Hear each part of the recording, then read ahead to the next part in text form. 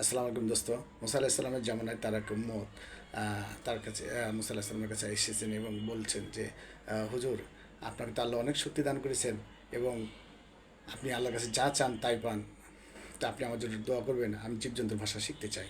তো মুসা আলাহিস সাল্লাম তাকে অনেক নিষেধ করেছে যে না, এই জীবজন্তুর ভাষা তোমার জন্য প্রযোজ্য নয়, তুমি শিখবা না।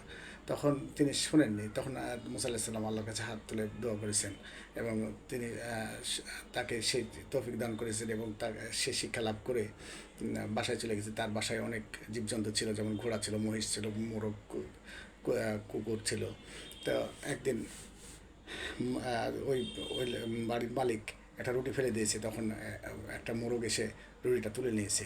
তখন কুকুরটা বলছে যে তুই সারাদিন আমি না খেয়ে আছি, তুই তুই তো এখানে ওখানে দানা খেয়ে বেড়াস, তুই আবার এই রুটিটা তোর না খেলেই নয়, তুই আমাকে দিতে, আমি খেতাম।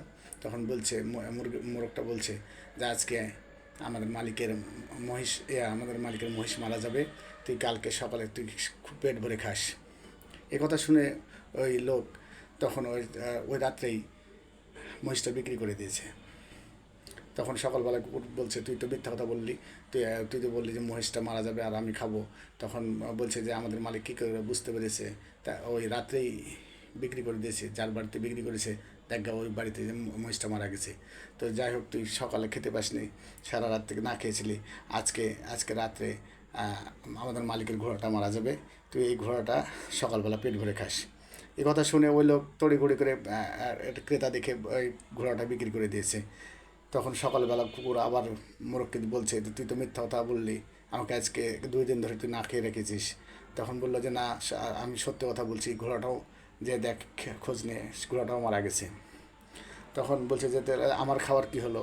তখন বলছে যে তুই আজকে আমাদের মালিক রাত্রে মারা যাবে, তুই কালকে অনেক আত্মীয় স্বজন আসবে, তুই অনেক খাবার দাবার হবে বাসায়, তুই খেতে পাবি। তখন এই কথা শুনে মুসা আলাহিস সাল্লামের কাছে দৌড় দিয়েছে এবং বলছে যে হুজুর, আমি তো অনেক বড় পাপ করে ফেলেছি, আমাকে ক্ষমা করে দেন, আল্লাহর কাছে থেকে আমার হায়াতটা চেয়ে নেন। তখন মুসা আলাহিস সাল্লাম বলছে যে আমি তো এগুলো আগেই দেখেছিলাম, তো তোমাকে তো নিষেধ করেছিলাম কিন্তু তুমি তো শোনোনি। আজকে তোমার জান তো কবজ করতে আসবে আজরাইল। তো আজরাইল আলাইহিস সালাম আসছে এবং তাকে তার জান কবজ করেছে। কিন্তু আমরা এখান থেকে একটু শিখতে পাই যে আল্লাহ নবী রাসূলুল্লাহ যারা যে যে কথা নিষেধ করেছেন, আমরা সে নিষেধ যদি অমান্য করি তা আমাদের বিপদের শেষ থাকবে না। তো আল্লাহ রসুলদের সাথে আমাদের আল্লাহর রসুল্লাহ যে কথা বলেছেন, যে নিষেধগুলো করেছেন, আমরা সেগুলো অবশ্যই করব না।